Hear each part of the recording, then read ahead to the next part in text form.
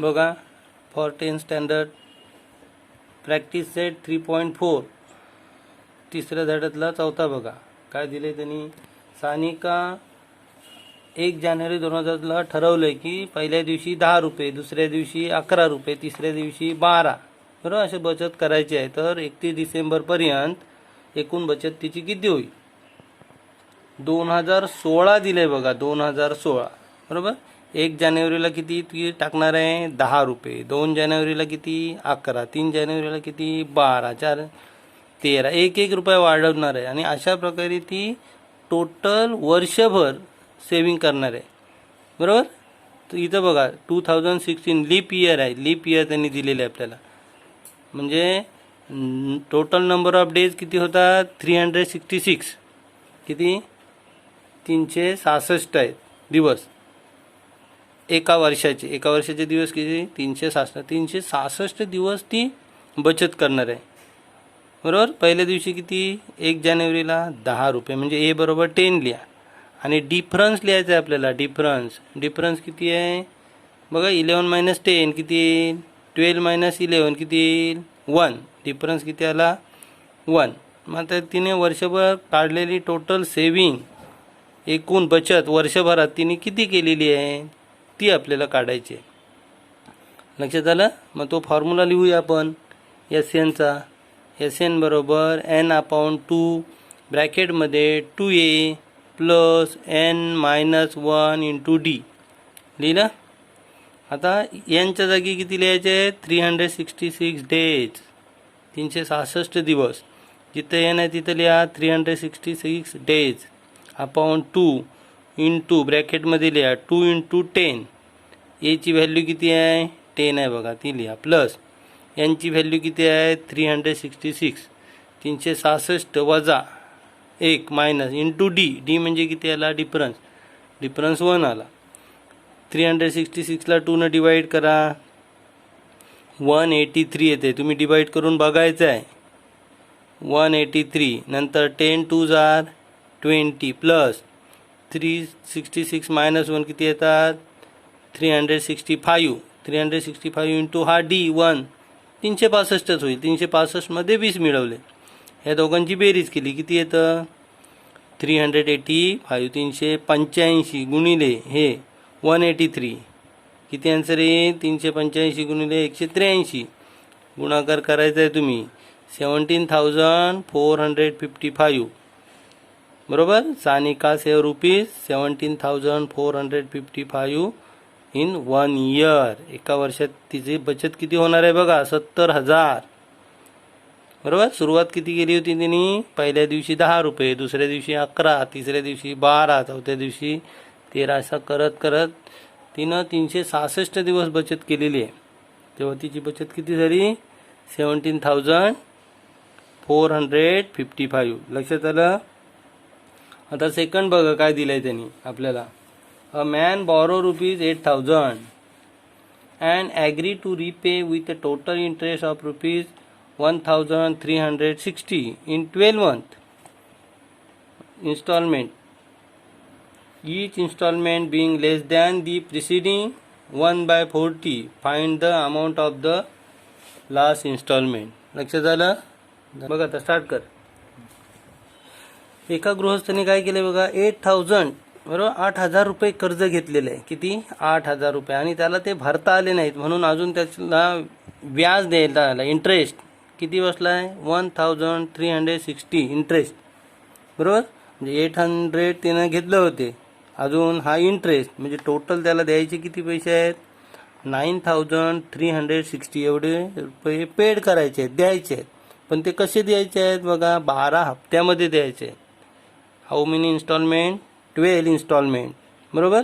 म्हणून आपण एन बरोबर काय लिहायचे 12. आणि हप्ता कसा द्यायचा त्यांनी सांगितलं आहे डी बरोबर -40. म्हणजे पुढचा हप्ता 40 रुपयांनी कमी द्यायचा आहे. आता दिले 900 तर पुढच्या वेळेला 860 रुपये, त्याच्या पुढच्या वेळेला 820 रुपये, 40 रुपये कमी द्यायचे आहेत. म्हणून डी बरोबर काय लिहायचा -40. आता SNचा फॉर्म्युला लिहा. SN बरोबर n/2 2a plus n-1 into D बरोबर. हा पार्ट असायला पाहिजे आपला एस एन यांच्या जागी आता 12 मंथ 12 महिन्यामध्ये आपल्याला 9,360 रुपये पेड करायचे आहेत, म्हणून S12 लिहा. S12 12/2 यांच्या जागी काय लिहायचं 12 ब्रॅकेटमध्ये 2A. बरोबर. ए म्हणजे फर्स्ट इन्स्टॉलमेंट आपल्याला काढायचं आहे, हे काढायची आहे गोष्ट. पहिला हप्ता कितीचा आहे तो काढायचा आहे, प्लस N12 -1 इंटू डी. डीची व्हॅल्यू आहे -40. बरोबर. डी म्हणजे काय डिफरन्स. प्रत्येक वेळेला पुढचा हप्ता देताना 40 रुपयांनी कमी द्यायचा आहे, म्हणून -40 लिहिलं इथं. लिहा आता 12 हप्त्यातले एकूण रुपये किती पेड करायचे आहेत 9,360. ते इकडे लिहा लेफ्ट हँड साईडला. इज इक्वल टू 12 ला 2 न डिवाइड केलं आन्सर येतं 6. बरोबर ना. 12चे हाफ किती 6. 2A तसंच लिहायचं प्लस 12 -1 11 इंटू -40 करायचं आहे. 9,360 ला हे 6 आहे ना ते डिवाइड करा, इकडं आणा. म्हणजे हे मल्टिप्लाय इथं गुणाकार आहे तो इकडे येऊन भागाकार होईल. राईट. इज इक्वल टू इकडं करायला बघा 2A मायनस 11 चोक 11 4 जार -44 आणि हा 0 1 लक्षात झालं. म्हणजे किती आलं 4,040. आता 9,360 ला 6 ने डिवाइड केल्यावर किती येतात बघा 1,560 1,560 रुपये. आणि त्याच्यामध्ये हे 440 इकडची इकडं आणा. -440 ह्या बाजूला आणल्यावर काय होईल प्लस होतील 440. 1,560 प्लस 4,040 इज इक्वल टू किती 2,000. 2A is equal to 2,000 means A is equal to 2,000 divided by 2. 2,000 ला 2 ने डिवाइड केलं भागले की उत्तर काय येईल. म्हणजे पहिला हप्ता आपल्याला कितीने भरायचा आहे 1,000 रुपयाचा पहिला हप्ता भरायचा आहे. लक्षात आलं. A is equal to first instalment मराठीवाल्याने यायचा पहिला हप्ता कितीचा आहे 1,000 रुपयाचा. आता पुढचा बघा आपल्याला त्यांनी सांगितलंय काय 12वा हप्ता काढा म्हणून सांगितलंय 12वा. मग शेवटचा हप्ता म्हणजे काय आला 12वा हप्ता. मग तो काढण्यासाठी काय लिहायचं TN लिहायचं T12. लक्षात आलं. मग TNचा फॉर्म्युला यूज करा. हा बघा TN म्हणजे काय आला A plus N -1 into D. म्हणजे 2 याच्यामध्ये आपल्याला सूत्रे बघा. यांच्या जागी 12 लिहा. 12व्या हप्त्यामध्ये किती रुपये शेवटचा हप्ता पडेल तो आपल्याला काढायचा. ए म्हणजे फर्स्ट इन्स्टॉलमेंट लिहा 1,000 प्लस यांच्या जागी 12 लिहा 12 -1 इंटू डीच्या जागी -40 लिहा. बरोबर. T12 लिहिलं 1,000 लिहिलं प्लस 12 -1 11 इंटू -40 करायचं आहे. 1,000 तसंच इथं 11 4 जार 44.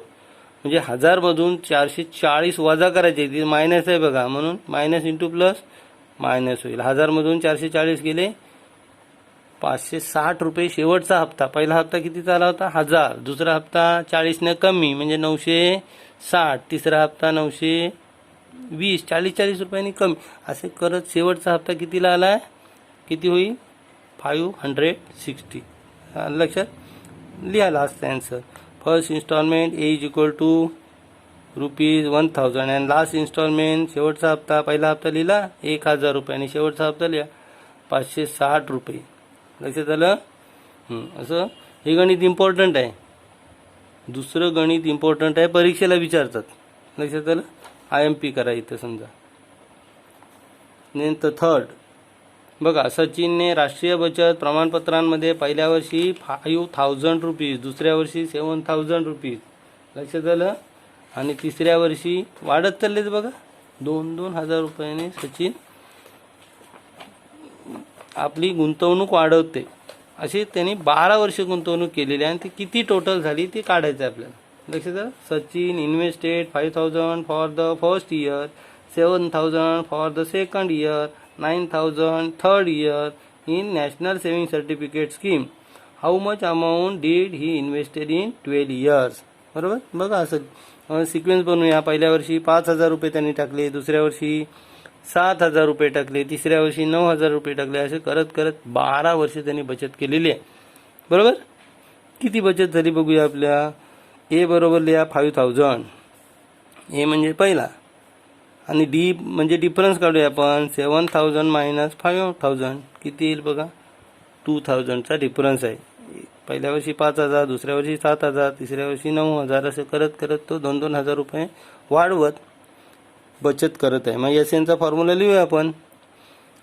एस एन बरोबर काय, n upon 2 2a plus n minus 1 into d. मग एनच्या जागी लिहा 12. एन म्हणजे 12 अपॉन 2 2 इंटू एच्या जागी लिहा 5000. मग इथं आहे प्लस एनच्या जागी लिहा 12 12 मायनस 1 इंटू डी. डी म्हणजे हा 2000 डिफरन्स. लक्षात आलं. आता S12 बरोबर बघूया आपण 12 वर्षात त्याची किती बचत होते ती. 12 अपॉन 2 किती येईल 6. 5000 into 2 10,000 plus 12 minus 1 11 11 into 2000 right. S12 6 as it is. Then 10,000 plus 11 2 जा 22,000 22,000 आणि 10,000 किती होतात 32,000. 22 अधिक 10 32. 32,000 गुणिले 6 केले तर किती होते त्याची बघा 1,92,000 1,92,000 एवढी त्याची बचत होते. सचिन इन्व्हेस्टेड रुपीज 1 लाख बरोबर 92,000 इन 12 इयर. 12 वर्षामध्ये त्याची एवढी बचत होते बरोबर. सचिनने वर्षभरात केलेली बचत. लक्षात आलं. 12 वर्षामध्ये तिची किती झाली बचत 1,92,000 रुपये असेल. काहीतरी काम त्याचं मुलीच्या शिक्षणासाठी असेल किंवा इतर गोष्टींसाठी त्यांनी 12 वर्षात बचत केलेली आहे. आता पुढचं बघा 4. एका नाट्यगृहामध्ये खुर्च्यांच्या एकूण 27 रांगा आहेत. किती नाट्यगृह माहीत आहेत आपल्याला. पहिल्या रांगेत 20 खुर्च्या आहेत, दुसऱ्या रांगेत 22. म्हणजे असे जरा तिरपा होत जातं. बघा हे असं इकडं आहे नाट्यगृह. पहिल्या रांगेत आले 20 खुर्च्या, दुसऱ्या रांगेत आल्या 22 खुर्च्या, तिसऱ्या रांगेत आल्या 24 खुर्च्या. अशा वाढत गेल्या. लक्षात आलं. हां 20 22 24 अशा 15व्या रांगेत किती खुर्च्या आहेत ते काढायचं आपल्याला. लक्षात आलं. 15व्या रांगेत आणि टोटल 27 रांगेत किती खुर्च्या आहेत त्या काढायच्या आहेत. मग काढूया आपण. ए म्हणजे काय ए म्हणजे T1 म्हणजे काय पहिल्या रांगेतील खुर्च्या 20. डिफरन्स काढूया. डिफरन्स कसं काढतात पुढची संख्या वजा पाठीमागची म्हणजे 22 मायनस 20 म्हणजे डिफरन्स किती येईल 2. लक्षात आलं. नंतर आपलं T15 साठी विचारलं आहे. पहिल्या रांगेत 20, दुसऱ्या रांगेत 22, तिसऱ्या रांगेत 24 अशा खुर्च्या वाढत गेल्या तर 15व्या रांगेत किती खुर्च्या आहेत हे काढायचं आहे आपल्याला. म्हणून TN चा फॉर्म्युला लिहूया. TN इज इक्वल टू काय लिहायचं इथं एन लिहा 15 लिहिलं काय. TN is equal to A plus N minus 1 into d. आता एनच्या जागी 15.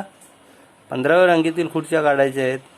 एच्या जागी पहिल्या रांगेतील खुर्च्या लिहा 20 plus 15 minus 1 into D. D म्हणजे डिफरन्स किती येतं 2.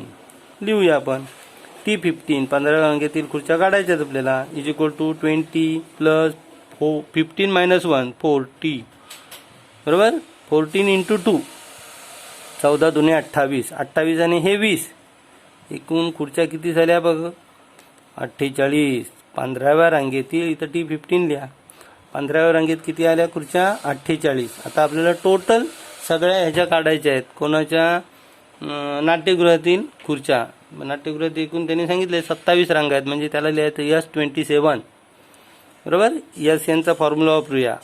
SN is equal to N upon 2 into 2A plus N minus 1 into d. हे बघा हा फॉर्म्युला तुमचा जास्त महत्त्वाचा आहे तो पाहिजे लिहायला. Nच्या जागी लिहा 27 is equal to 27 upon 2 into एच्या जागी लिहा 20 बरोबर प्लस यांच्या जागी लिहा 27 मायनस 1 इंटू डी. डी म्हणजे किती आला आपला डिफरन्स 2 लिहायचं इथं बरोबर. डी म्हणजे इथं 2 लिहा. डी तसंच लिहिलं वाटतं. हां नंतर 27 upon 2 into 20 plus 27 minus 1 into 2 27/2 तसंच 20 दुने 40 प्लस 27 वजा 1 27 मायनस 1 26 इंटू 2 राईट. 27 अपॉन 2 40 तसेच 26 इंटू 2 26 दुने किती 52 आणि 40 यांची बेरीज करा किती येते बघा 92. 27 अपॉन 2 इंटू 92 92ला 2 ने डिवाइड केलं तर किती येईल 46. 92च्या हाफ बघा 46 जुने. आता 27 इंटू 46 करा किती येईल बघा, S27 बरोबर 12,242. लक्षात आलं. म्हणजे टोटल नंबर ऑफ सीट किती आल्या, 1242. लक्षात आलं. हां, अजून पुढं आहे.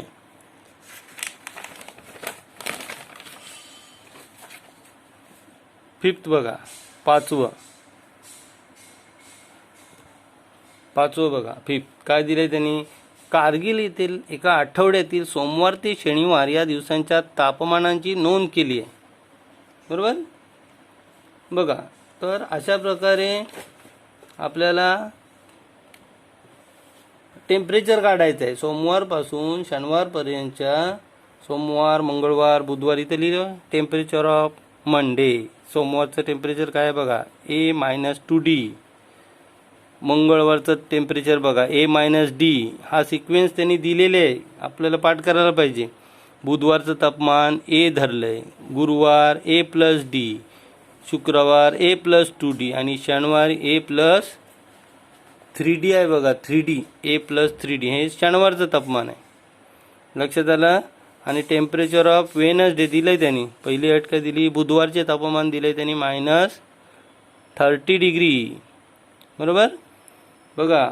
तर कारगिल इथं आपल्या सीमेवर बर्फ पडलेला असतं आणि तिथं टेम्परेचर कमी असतं. तर आठवड्यातील टेम्परेचर तर त्यांनी आपल्याला सिक्वेन्स काढायला सांगितलेले आहे. गिवन कंडिशन काय आहे बघा, दिलेली अट की सोमवार व शनिवारच्या तापमानांची बेरीज. बघा, सोमवारला काय लिहितो आपण, मंडे. शनिवारला काय लिहितो, सॅटरडे. सोमवार व शनिवार यांच्या तापमानांची बेरीज म्हणून इथं अधिक लिहिले. मंगळवार व शनिवारच्या तापमानाच्या बेरजेपेक्षा 5ने जास्त आहे. लक्षात आलं. मग इथं लिहूया आपण मंगळवार आणि शनिवार. मंगळवारला काय म्हणतात बघा, ट्यूसडे आणि सॅटरडे +5. ह्या दोघांची बरोबरी दाखवली. मग इकडं पण सॅटरडे, इकडं पण सॅटरडे, तो कट करा.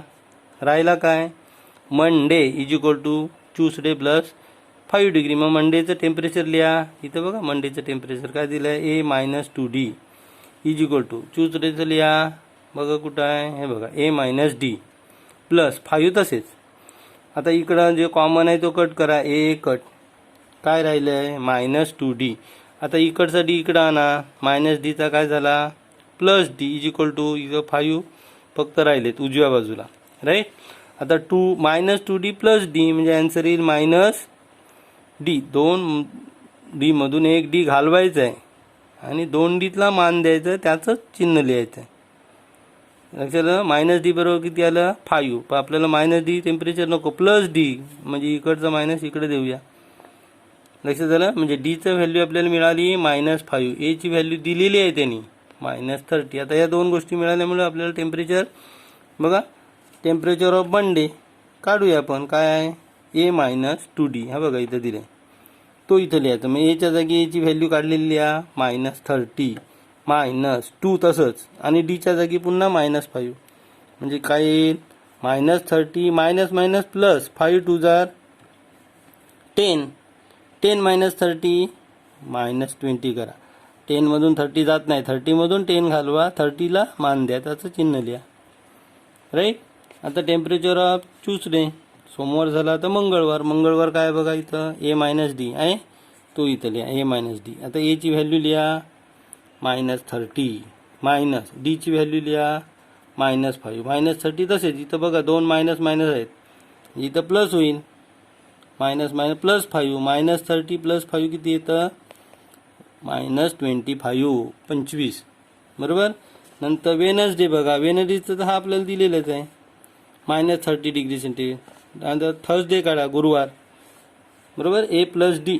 Aची व्हॅल्यू आहे -30, Dची व्हॅल्यू -5 म्हणजे किती येतं -35 -20 -25. बरोबर. नंतर -30 -35. हे टेम्परेचर कमी होत गेले बघा, डिक्रीज. फ्रायडेला बघा A+2D -40 आणि सॅटर्डेला बघा तुम्ही करायचं आहे -45. लक्षात आलं. कुठलं टेम्परेचर आलं, हा सोमवारचा टेम्परेचर आहे, हा मंगळवारचा आहे, हा बुधवार, हा गुरुवार, हा शुक्रवार आणि शनिवार. अशा प्रकारे सोमवारपासून शनिवारपर्यंतचे टेम्परेचर आपल्याला काढता. आता शेवटचं राहिलेलं आहे गणित. अतिशय सोपी गणित आहेत, करायचे आहेत तुम्ही सगळ्यांनी. बघा त्यांनी दिलंय, जागतिक पर्यावरण दिनानिमित्त त्रिकोणाकृती भूखंडावर वृक्षारोपणचा कार्यक्रम आयोजित करण्यात आलेला. पहिल्या ओळीत 1 झाड, हे बघा इथं आहे. दुसऱ्या ओळीत 2 झाडं, तिसऱ्या ओळीत 3 झाडं, चौथ्या ओळीत 4 झाडं, असं करत त्यांनी 25 ओळी झाडं लावलेली आहेत. मग ए बरोबर लिहा, 1 2 3 4 पर्यंत डॉट डॉट डॉट डॉट, समजलं. असे T25 पर्यंत त्यांनी झाडं लावलेली. तर आपल्याला काय विचारलंय त्यांनी, एकूण झाडे काढायचे. एकूण झाडे तर आपल्याला S25 लिहायला पाहिजे, बरोबर ना. S25. बघा, ए बरोबर 1 लिहिलं, डी बरोबर काय 2 - 1, लक्षात झालं ना. आणि एन बरोबर 25. आता टोटल नंबर ऑफ ट्री काढायचा असेल तर एकूण झाडं काढायची असेल, एकूण झाडाचं सूत्र लिहायला पाहिजे बेरजेचं आपल्याला, SNचं. SN बरोबर काय लिहायचं, n/2 × 2a + n-1 × d, बरोबर. यांच्या जागी आता 25 लिहा. 25 / 2, 2 × a ची व्हॅल्यू आहे 1 + 25 - 1, d ची व्हॅल्यू आहे 1, बरोबर. 25 तसंच लिहा, 25 / 2, 2 × 1 2 + 25 - 1, 25 - 1 किती 24, 24 × 1, राईट. 25/2 × 26, 24 आणि 2 किती झाले 26. 26 ला 2 न बघा, बेके बे बेके बे बेत्रिक, 25 × 13 करा, किती टोटल झाडे झाली, बरोबर. जागतिक पर्यावरण दिनानिमित्त त्यांनी एकूण 325 झाडं लावलेली आहेत. 25 ओळींमध्ये किती झाडं बसतात, 325. लक्षात आलं. सर्वांनी व्यवस्थित 6च्या 6 गणितं उतरवायचे आहेत, लिहायचे आहेत आजच्या आज. 10वी वाल्यांनी 10वीचं गणित आहेत.